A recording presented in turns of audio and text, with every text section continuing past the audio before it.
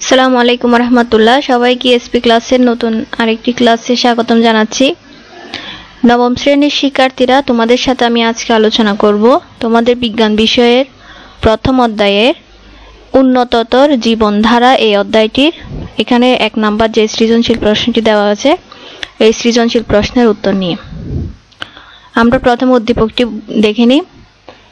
14 বছরের তনুর ওজন 35 কেজি এবং উচ্চতা 1.5 মিটার, মানে 1.5 মিটার। ইদানিং তার ত্বকে লালচে দাগ পড়ছে, খাওয়ার তেমন রুচি নেই, কিন্তু দেহের তাপমাত্রা স্বাভাবিক আছে। উদ্দীপক ভিত্তিক এখানে 4টি প্রশ্ন দেওয়া হয়েছে। ক নাম্বার প্রশ্ন হচ্ছে ভরসূচি কি? খ নাম্বার প্রশ্ন হচ্ছে জেরপ্থ্যালমিয়া রোগ বলতে কি বোঝায়? গ নাম্বার প্রশ্ন হচ্ছে তনুর 2 দিনের মৌলবিপাকে কত শক্তি ব্যয় হবে? গ নাম্বার প্রশ্ন হচ্ছে তনুর সমস্যাগুলোর সমাধানের উপায় বিশ্লেষণ করো।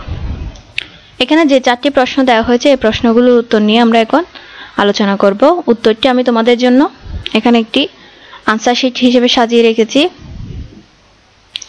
চলো শুরু করি। ক নাম্বার প্রশ্ন, ভরসূচি কি? ভরসূচি হলো দেহের উচ্চতার সাথে ওজনের সামঞ্জস্য রক্ষা করার সূচকই হলো ভরসূচি। তোমার দেহের উচ্চতা যতটুকু, সেই উচ্চতার সাথে মিল রেখে যদি তোমার শারীরিক ওজন যদি ঠিক থাকে, মানে ঠিক আছে কি নেই, এইটা মানে কিসের মাধ্যমে নির্ণয় করা হয়? ভরসূচির মাধ্যমে। তো ভরসূচি মানে কি? দেহের উচ্চতার সাথে ওজনের সামঞ্জস্য রক্ষা করার যে একটা সূচক রয়েছে, এই সূচককে বলা হয় ভরসূচি। খ নাম্বার প্রশ্ন, জেরপ্থ্যালমিয়া রোগ বলতে কি বোঝায়? এই রোগটি হয়, এখানে উত্তর হিসেবে আছে ভিটামিন এ এর অভাব যদি দীর্ঘস্থায়ী হয়। ভিটামিন এ এর অভাব দীর্ঘস্থায়ী হলে চোখের কর্নিয়ায় আলসার সৃষ্টি হয়। ভিটামিন এ এর অভাব যদি দীর্ঘস্থায়ী যদি এই অভাবটা থাকে শরীরে, তাহলে চোখের কর্নিয়ায় এক ধরনের একটি রোগের সৃষ্টি হয়, আলসারের সৃষ্টি হয়। এই অবস্থাকে বলা হয় জেরপ্থ্যালমিয়া।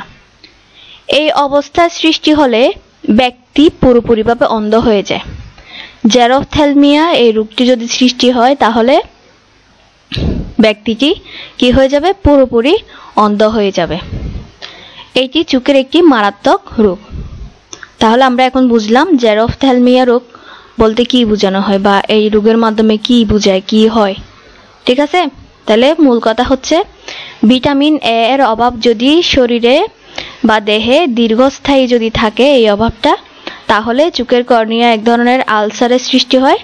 এই আলসারের কারণে ব্যক্তি কি হয়? যার হয় সে পুরোপুরিভাবে কি হয়ে যায়? অন্ধ হয়ে যায়। এটি চোখের একটি মারাত্মক রোগ। গ নাম্বার প্রশ্ন হচ্ছে তনুর 2 দিনের মৌলবিপাকে কত শক্তি ব্যয় হবে? তনুর 2 দিনের মৌলবিপাকে তার কত শক্তি ব্যয় হবে সেটা নির্ণয় করতে বলা হয়েছে।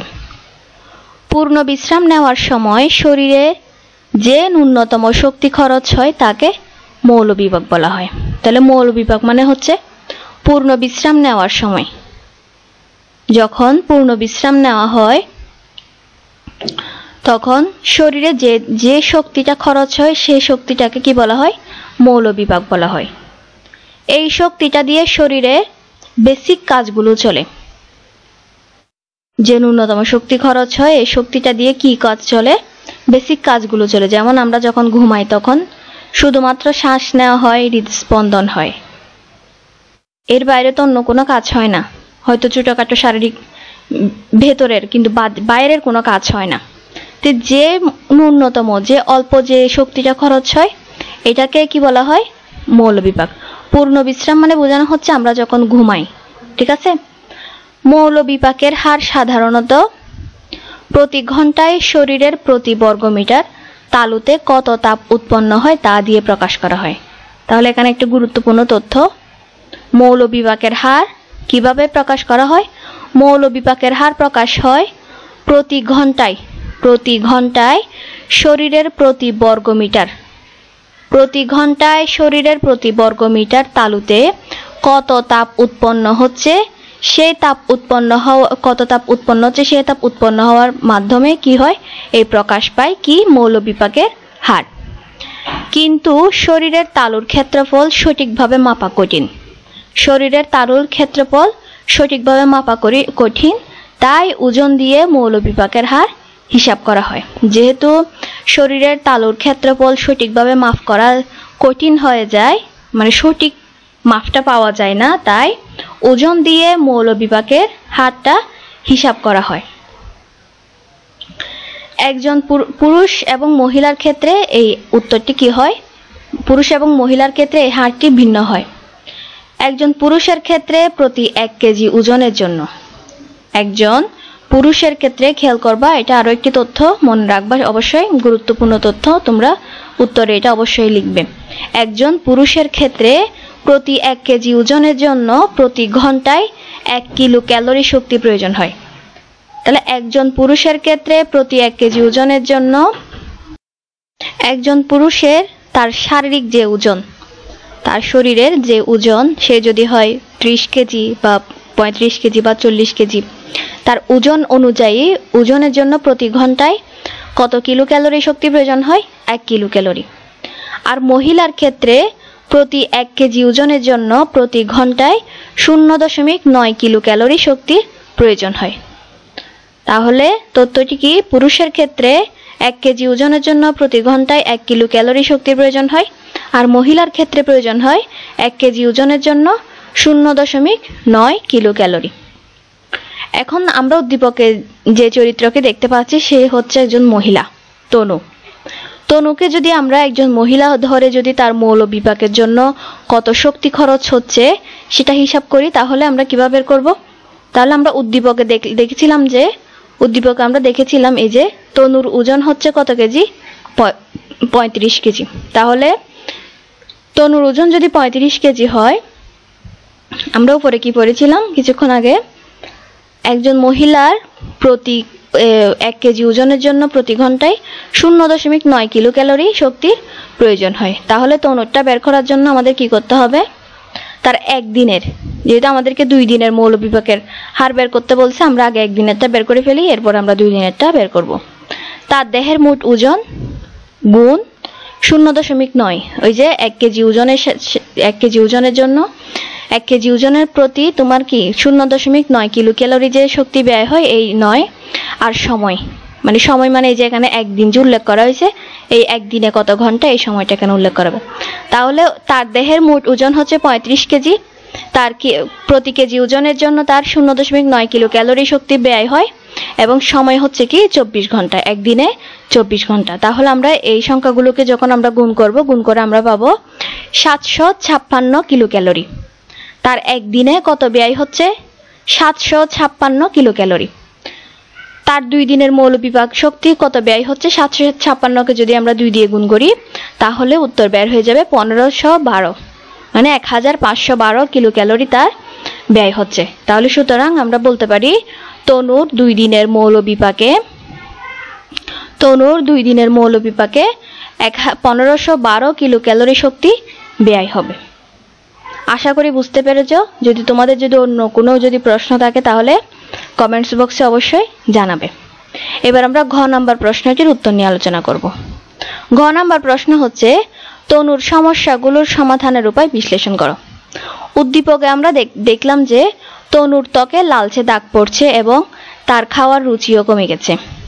এই সমস্যাগুলোর সমাধানের উপায় নিচে সহজভাবে আলোচনা করা হলো। সাধারণত ত্বকে লালচে দাগ পড়ার কারণ হলো ভিটামিন B5। ভিটামিন B5 এর অভাবে কি হয়, ত্বকে লাল দাগ পড়ে আর খাওয়ার রুচি কমে যায়। আর খাওয়ার রুচির কমে যাওয়ার কারণ হচ্ছে ভিটামিন B1 এবং B6 এর অভাব। তাহলে ভিটামিন B5 এর অভাবে কি হয়, ত্বকে লালচে দাগ পড়ে, আর ভিটামিন B1 এবং B6 এর অভাবে তোমার খাওয়ার রুচি কমে যায়। তাই বলা যায় তনুর শরীরে এই ভিটামিনগুলোর অভাবের কারণে সমস্যাগুলো দেখা দিয়েছে। এই সমস্যাগুলো সমাধানের জন্য তনুকে ভিটামিন সমৃদ্ধ খাবার খেতে হবে। ভিটামিন B5 এর অভাব পূরণ করার জন্য তার শরীরে ভিটামিন B5 এর অভাব পূরণ করতে তনুকে নিচের খাবারগুলো খেতে হবে। খাবারগুলো হচ্ছে মাংস, যকৃৎ, আটা, ডাল, বাদাম, তেলবীজ, শাকসবজি ইত্যাদি। আর ভিটামিন B1 ও B6 এর অভাব পূরণ করার জন্য কোন খাবারগুলো খেতে হবে সেগুলো হচ্ছে চাল, আটা, শাকসবজি, মাছ, মাংস, ডিমের কুসুম ইত্যাদি। এই খাবারগুলো নিয়মিত ও পরিমাণ মতো খাওয়ার পাশাপাশি তনুকে একজন ডাক্তারের পরামর্শ নিতে হবে। এভাবে তনু তার সমস্যাগুলো ধীরে ধীরে সমাধান করতে পারবে। এই যে এতক্ষণ তোমাদের সাথে আমি আলোচনা করলাম এই উদ্দীপকের ঘ নাম্বার প্রশ্নের উত্তর নিয়ে। পরবর্তী ক্লাসে তোমাদের সাথে আমি এই যে এখানে আমরা যে দ্বিতীয় নাম্বার উদ্দীপকটি দেখতে পাচ্ছি এই দ্বিতীয় নাম্বার উদ্দীপকটি নিয়ে আলোচনা করব। পরবর্তী ক্লাসগুলো পাওয়ার জন্য অবশ্যই চ্যানেলটি সাবস্ক্রাইব করে রাখবে। আর তোমাদের যদি এই যে উদ্দীপকের এই যে উত্তরটি সাজিয়ে রেখেছে এই উত্তরটি যদি তোমাদের প্রয়োজন হয়, এসপি ক্লাসে ফেসবুকে আমাদের এসপি ক্লাস অফিসিয়াল গ্রুপ নামে একটি গ্রুপ আছে, এই গ্রুপে জয়েন হয়ে তোমরা এই আনসার শিটটি পেতে পারো। তো পরবর্তী ক্লাসগুলো পাওয়ার জন্য অবশ্যই চ্যানেলটি সাবস্ক্রাইব করে রাখবে। আজকে পর্যন্তই, খুদা হাফেজ, আসসালামু আলাইকুম।